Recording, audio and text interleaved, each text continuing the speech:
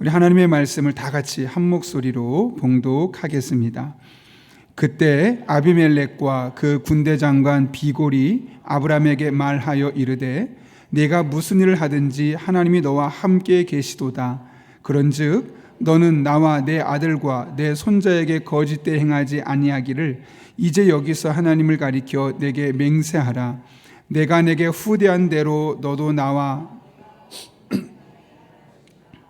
아브라함이 이르되 내가 맹세하리라 하고 아비멜렉의 종들이 아브라함의 우물을 빼앗은 일에 관하여 아브라함이 아비멜렉을 책망하매 아비멜렉이 이르되 누가 그리하였는지 내가 알지 못하노라.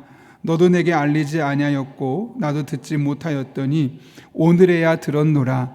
아브라함이 양과 소를 가져다가 아비멜렉에게 주고 두 사람이 서로 언약을 세우니라. 아브라함이 7 아미양 새끼를 따로 오니 아비멜렉이 아브라함에게 이르되 이 7 양의 새끼를 따로 놓으면 어찌미냐. 아브라함이 이르되 너는 내 손에서 이 아미양 새끼 7을 받아 내가 이 우물판 증거를 삼으라 하고 두 사람이 거기서 서로 맹세하였으므로 그곳을 브엘세바라 이름하였더라.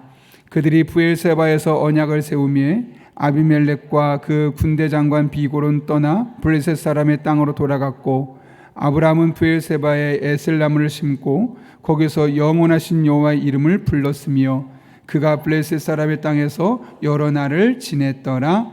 아멘. 우리 함께 기도하고 말씀 나누겠습니다. 거룩하신 아버지 하나님, 이 토요일 새벽 날은 춥지만 따뜻한 하나님의 은혜를 사모하여 새벽을 깨우고 이 자리에 선 성도들이 있습니다. 이 시간 하나님의 말씀이 선포될 때 그 선포되는 말씀이 성도 각자 개개인에게 내게 주신 말씀으로 들려지게 하시고 이 말씀으로 말미암아 생각이 바뀌고 삶이 바뀌는 놀라운 은혜를 경험하게 하여 주옵소서. 예수님의 이름으로 기도하옵나이다. 아멘. 말씀 나누기 전에 먼저 교회 소식 하나 전합니다. 오늘 우리 김지희 성도님의 딸인 최승희 청년의 결혼식이 오후 4시 50분에 안양에 있는 웨딩그룹 위더스 안양에서 있습니다. 교회에서 오후 3시에 12인승이 출발하게 되고요. 참고로 교회 오신 지 오래되지 않으신 한 가족분이셔서 많은 분이 알지 못하시겠지만 그래도 이 결혼식 은혜 가운데 잘 이루어질 수 있도록 기도해 주시고 또 함께 할 수 있는 분들의 동참 부탁드립니다. 제가 어저께 우리 월드비전에서 책을 한 권 받았습니다. 그 김혜자 권사님이 쓴 자서전인데 제목이 생에 감사해. 그러니까 우리의 일상에 감사한다, 그런 의미를 갖고 있는 제목이죠. 이전에 그분이 쓰셨던 꽃으로도 때리지 말라라는 책을 아주 감명 깊게 읽었던 터라서 짧지만 앞에 부분 먼저 몇 부분 읽었습니다. 근데 앞부분을 보니까 자신이 배우가 되었을 때 이제 아버지께서 본인에게 하셨던 말씀을 기록하고 있는데, 사실 그녀가 배우자가 되겠다고 했을 때 모든 사람이 미쳤다 하면서 적극적으로 반대하고 막았다고 합니다. 그런데 유독 아버지만은 반대하지 않고 찬성을 했는데, 이 김혜자 권사님의 아버지는 미국 노스웨스턴 대학에서 우리나라 2호로 경제학 박사학위를 받았고 또 미국 군정 시절에 재무부 장관을 지낼 정도로 좀 많이 알려졌으며 또 그 당시에는 그래서 많이 고지식한 분으로 알려졌던 분입니다. 그런데 그분이 이 김혜자 권사님이 이제 어린 시절이죠. 배우가 되겠다고 했더니 찬성하면서 이렇게 말했다고 하죠. 유명한 배우의 말 한마디는 어떤 정치인이나 학자 못지않게 영향력이 있다. 찰리 채플린을 봐라. 그 사람이 볼 때는 마치 웃기는 것처럼 보이지만, 웃기는 짓을 하는 것 같지만 그 사람이 얼마나 많은 영향력 갖고 있는지 넌 알고 있니? 좋은 배우가 되거라. 좋은 배우가 되면 톨스토이나 셰익스피어처럼 세상에 의미 있는 영향력을 줄 수가 있다. 그리고 그러기 위해서는 공부를 많이 하고 책을 많이 읽어라. 이렇게 아버지께서 찬성하면서 조언해 주었다는 겁니다. 저는 그 이야기를 계속 몇 번 반복해 읽으면서 마치 김혜자 씨의 아버지가 김혜자 씨에게 했던 말이 하나님 아버지께서 저에게 또 오늘날 그리스도라는 이름을 달고 살아가는 사람들에게 하는 메시지가 아닐까 하는 생각을 해봤습니다. 그리스도인의 말 한마디 한마디, 또 그리스도인의 행동 하나하나는 어떤 정치인이나 어떤 학자보다 큰 영향력이 있을 수 있습니다. 그래서 우리는 좋은 그리스도인이 되어야 하는 것이죠. 우리가 좋은 그리스도인이 되면 어느 누구보다 선한 영향력을 이 세상의 다양한 영역에서 흘려보낼 수 있기 때문에 그렇습니다. 바라기는 우리 모두 그런 좋은 그리스도인이 될 수 있기를 예수님의 이름으로 축원합니다. 오늘 본문의 말씀은 이제 아비멜렉과 아브라함이 상호 우호 조약을 맺고 있는 장면입니다. 사실 아브라함과 아비멜렉의 첫 만남은 별로 좋지 않았습니다. 잘 아시는 것처럼 아브라함이 자신의 아내 사라를 누이라고 속였고, 그 아비멜렉은 그 말에 속아서 사라를 데려갔다가 태가 막히는, 아이를 출산할 수 없는 그런 일을 경험했기 때문에 그렇습니다. 그 사건이 지나고 몇 년 후에 갑자기 아비멜렉이 아브라함을 찾아온 겁니다. 그 오늘 본문 22절과 23절인데요. 이렇게 이야기하죠. 같이 한번 읽겠습니다. 시작. 그때 아비멜렉과 그 군대 장관 비골이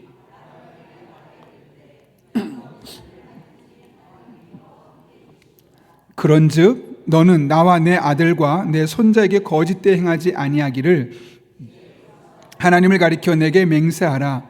내가 내게 후대한 대로 너도 나와 내게 머무는 이 땅에 행할 것이니라. 여기 보면 아비멜렉이 아브라함에게 첫 번째 했던 말이 무엇이죠? 네가 무슨 일을 하든지 하나님이 너와 함께하고 있구나, 이 말입니다.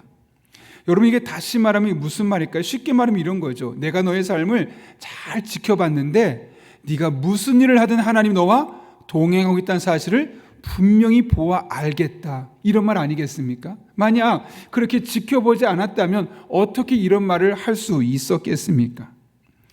제가 노회를 이제 1년에 한 2번씩 가잖아요. 부임하고 나서 한 2년, 3년쯤 되었을 때 제가 알지 못하는 목사님이 저희가 이제 소모임에 들어가서 용인영락교회 배덕한 목사입니다 라고 했더니, 저는 그분을 모르는데 그분 저를 알면서 목사님이 배덕한 목사님이죠. 제가 이야기를 듣고 잘 보고 있었습니다 라고 이야기를 하는 겁니다. 순간적으로 긴장되기도 하고 놀라기도 했지만 제 마음 한편으로는 나는 의식하지 않지만 누군가 나를 유심히 지켜보고 있구나 라는 생각을 그때 문득 할 수 있었던 것이죠. 오늘 마찬가지입니다. 아비멜렉은 아브라함을 계속해서 지켜봤던 겁니다. 저 사람의 삶은 어떨까? 하나님을 믿는다고 말하는 저 사람의 삶은 과연 어떻게 전개되고 있을까? 계속 지켜보았던 것이죠. 이를 통해 우리 또한 중요한 한 가지 사실을 알 수 있습니다. 우리 주변 사람들이 우리를 지켜볼까요? 지켜보지 않을까요? 지켜보고 있습니다. 그런 의미에서 우리는 마치 연예인은 아니지만 연예인에 준하는 사람이라고 볼 수 있습니다. 연예인들은 항상 어디를 가든 누가 나를 알아보지 않을까, 혹은 누가 나를 지켜보지 않을까, 그래서 조심스럽게 행동하고 신경 써서 말하는 것을 보게 됩니다. 우리 또한 마찬가지입니다. 그리스도인이라고 그 타이틀을 달고 살아가는 그 순간 우리는 내가 누군지, 누가 나를 보고 있을지 모를 그 시선을 의식하며 살아가게 됩니다. 당연히 부담스럽죠. 그러나 그럼에도 불구하고 이것은 그리스도인의 숙명이고 사명이기도 합니다. 사람들은 늘 우리를 지켜봅니다. 근데 무엇을 지켜볼까요? 요놈 잘하나 보자, 그렇게 지켜볼까요? 오늘 본문을 보게 되면 아비멜렉이 아브라함의 어떤 말을 지켜봤다고 하죠? 이렇게 이야기합니다. 네가 무슨 일을 하든지 하나님이 너와 함께하고 있구나. 이게 무슨 말이냐면 우리들의 삶에 하나님이 함께하고 계신지 그렇지 않은지를 지켜보고 있다는 겁니다.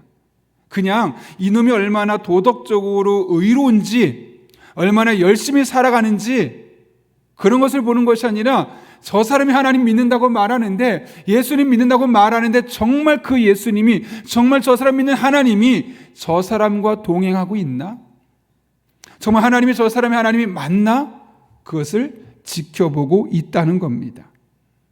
그런 맥락에서 우리들은 우리들의 일상에 살면서 내가 믿는 하나님이 진짜고 내가 믿는 하나님이 나와 동행하고 있다는 사실을 누군가에게, 나를 지켜보는 누군가에게 보여줄 수 있어야 합니다. 이를 위해서 우리가 기도도 그렇게 해야 되겠죠. 하나님, 저의 삶에 내가 하나님을 믿는 자임을 보여줄 수 있도록 나의 삶이 하나님 앞에 간증거리가 되게 하여 주옵소서. 아마 다양한 삶의 문제들이 있을 겁니다. 여러분, 때로는 그것을 우리가 운명으로 받아들이는 것도 필요하지만 때로는 그런 삶의 형상 속에서 하나님의 은혜가 강력하게 임할 수 있도록 내 삶에 하나님이 함께 하시고 내가 하나님 믿는 자로서 하나님 내게 어떤 은혜를 베풀고 계신지를 보여줄 수 있도록 하나님께 직접적으로 기도하고 간구할 수 있는 그런 우리들의 삶의 모습도 필요합니다. 인생 다 그런 거지, 다 그렇게 힘든 일도 있고 좋은 일도 있어. 물론 그렇게 판단할 수 있겠지만 때로는 우리들의 삶에 하나님 간증거리가 될 수 있도록 내 삶의 이 기도 제목에 응답하여 주옵소서. 그런 열정과 열심이 필요하지 않겠습니까? 우리들 삶에는 그 문제를 놓고 그냥 그 문제 누구나 다 겪는 거지 라고 말할 수도 있지만 때로는 하나님, 나의 삶의 문제를 하나님 풀어주심으로 말미암아, 해결해 주심으로 말미암아 하나님이 살아 계시고 내가 믿는 하나님이 정말 나의 하나님이심을 내가 보여줄 수 있도록 은혜 베풀어 주옵소서. 적극적으로 기도의 자리에 나와서 기도하며 그 문제를 풀어갈 수 있어야 되지 않겠습니까? 왜요? 그들은 우리가 하나님이 나와 함께 하신지를 보기를 원하기 때문에요. 그렇다고 오해하지 마십시오. 무조건 성공하고 무조건 다 잘 돼야 된다? 그런 말이 아닙니다. 꼭 부자가 되고 꼭 성공한 사람이 되지 않아도 됩니다. 크리스천도 가난하게 살 수 있습니다. 크리스천도 시험에 떨어질 수 있고 취업에 성공하지 못할 수 있고 때로는 직장에서 명예퇴직, 그만 나가주십시오 라는 말을 들을 수도 있습니다. 당연히 집안에 갈등이 있을 수도 있죠. 중요한 것은 이런 상황 가운데도 내가 하나님을 믿고 그 하나님을 믿고 그 하나님을 의지함으로 말미암아 그 고난에 휩쓸리지 아니하고 그 환경에 함몰되지 아니하고 믿음으로 우직하게 살아가는 모습을 보이는 것, 그리고 그 하나님 붙들고 그 어려운 환경을 믿음으로 헤쳐나가는 삶을 보이는 것, 이런 삶을 살게 될 때 사람들은 이런 모습 속에서 나와 함께하고 계신 하나님을 발견할 수 있게 되는 겁니다. 한 교회 장로님의 이야기인데요. 그 장로님이 회사 IMF 시대에 도산할 수밖에 없는 상황에 처했습니다. 근데 회사가 문을 닫고 난 이후에 그 회사 격리부장이 갑자기 찾아와서 사장님, 저도 오늘부터 사장님이 믿는 예수님 한번 믿어보겠습니다 라고 말하는 겁니다. 깜짝 놀라서 묻습니다. 아니, 내가 그동안 그렇게 교회 가자고 예수님 믿자고 말했을 때 극구 반대하더니 갑자기 왜 그럽니까? 라고 물었더니 이렇게 말하더라군요. 제가 이 회사에 오기 전에 수많은 크고 작은 회사에서 격리 직원으로 일했었는데, 그런데 회사가 망할 낌새가 보이면 거의 100이면 100 모든 사장들이 자기가 어떻게 이런 가운데도 돈을 가지고 나갈 수 있을까를 고민하더랍니다. 그래서 회사는 빚더미에 앉아 있는데 자기 먹고 살 궁리만 하는 것이죠. 그런데 사장님은 특이하게도 직원들이 다 나갈 수 있도록 퇴직금까지 다 최대한 많이 준비해 주시고 또 장부도 정확하게 쓰시는 모습을 보면서 이 사장님이 믿는 예수님이라면 나도 한번 믿어봐야겠다라는 마음이 들어서 저 또한 예수님을 오늘부터 믿어보기로 했습니다 라고 이야기를 했다는 겁니다.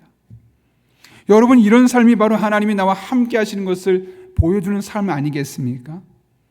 바울은 그리고 이런 삶을 가리켜서 우리로 말미암아 우리를 인해 이런 삶을 가리켜 그리스도의 향기를 내뿜는 그런 삶이라고 이야기하기도 하죠. 고린도후서 2장 14절과 15절에서 이렇게 말합니다. 항상 우리를 그리스도 안에서 이기게 하시고 우리로 말미암아 각처에서 그리스도를 아는 냄새를 나타내시는 하나님께 감사하노라. 우리는 구원받는 자들에게나 망하는 자들에게나 하나님 앞에서 그리스도의 향기니라고 고백하고 있습니다.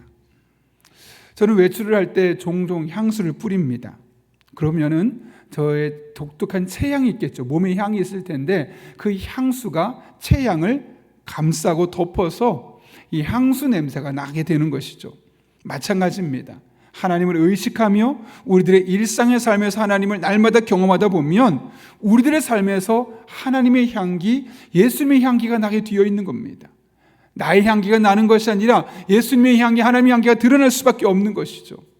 바라기는 저 여러분의 삶이 늘 이렇게 하나님의 향기를 드러내고 예수님께서 나의 삶에 어떤 일을 행하고 계신지를 보여줄 수 있는 그런 향기를 내뿜을 수 있는 그런 믿음의 사람 될 수 있기를 예수님의 이름으로 축원합니다.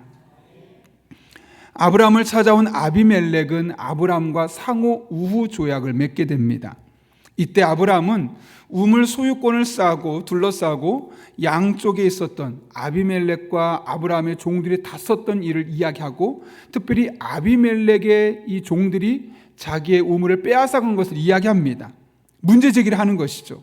그랬더니 아비멜렉은 미안하다, 나도 오늘에야 알았다라고 적극적으로 해명을 하게 됩니다. 그랬더니 아브라함은 그것을 또 받아들입니다. 그리고 나서 우호 조약을 그곳에 세우게 되죠. 그리고 그 땅의 이름을 브엘세바, 맹세의 우물이라고 고백합니다. 그리고 나서 한 가지 추가적인 행동을 취하게 되는데 그것이 32절부터 34절까지 기록되어 있습니다. 자, 같이 한번 읽겠습니다. 시작. 그들이 브엘세바에서 언약을 세우매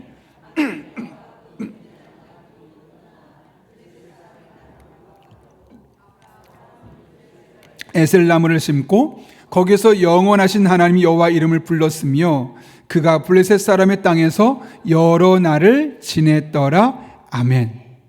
두 사람이 맹세하고 그곳에 언약을 세웠던 그곳에 심었다고 하죠. 무엇을요? 에셀나무를. 에셀나무는 신의 반대에 서식하는 상록수입니다. 상록수란 이야기는 이 나뭇잎이 색깔이 변하지 않고 늘 푸르다는 이야기입니다.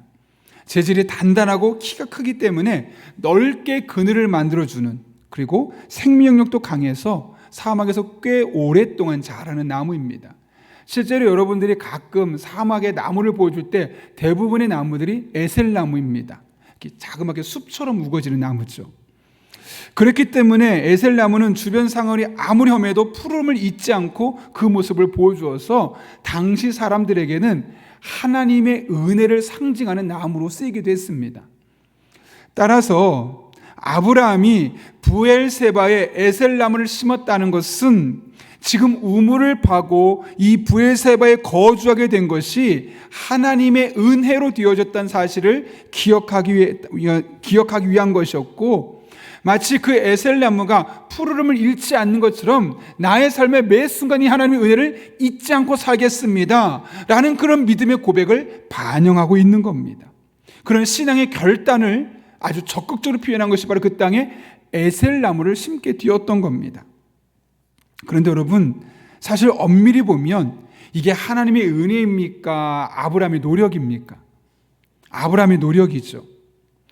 아브라함과 이 아비멜렉 사이의 갈등을 해결한 사람이 누구입니까? 아브라함입니다. 전적으로 아브라함의 노력입니다. 아브라함이 협상에 임했고 아브라함이 상호 우호적을 체결했습니다. 더군다나 자신이 정성껏 키웠던 어린 암양 7마리씩이나 선물로 주었습니다. 아브라함의 노력이었고 아브라함의 수고였습니다. 그런데 아브라함은 이것을 하나님의 은혜로 본 것이죠. 분명히 내가 노력했는데, 내가 수고했는데, 내가 땀 흘렸는데, 내 것을 희생하고 내 것을 포기했는데 하나님의 은혜로 된 일입니다 라고 적극적으로 은혜를 표명하고 있는 이 아브라함의 모습을 볼 수 있는 겁니다. 아브라함은 그 전면에 드러나 있는 나의 노력과 나의 수고와 나의 땀을 본 것이 아니라 그 땀과 노력과 수고가 그대로 되어질 수 있도록 나의 뒤에서 은밀히 보이지 않는 손으로 역사하셨던 하나님의 은혜를 볼 수 있는 그런 믿음의 실력이 있었던 사람임을 우리가 확인할 수 있는 겁니다. 해마다 연말이 되면 다양한 시상식이 진행되죠.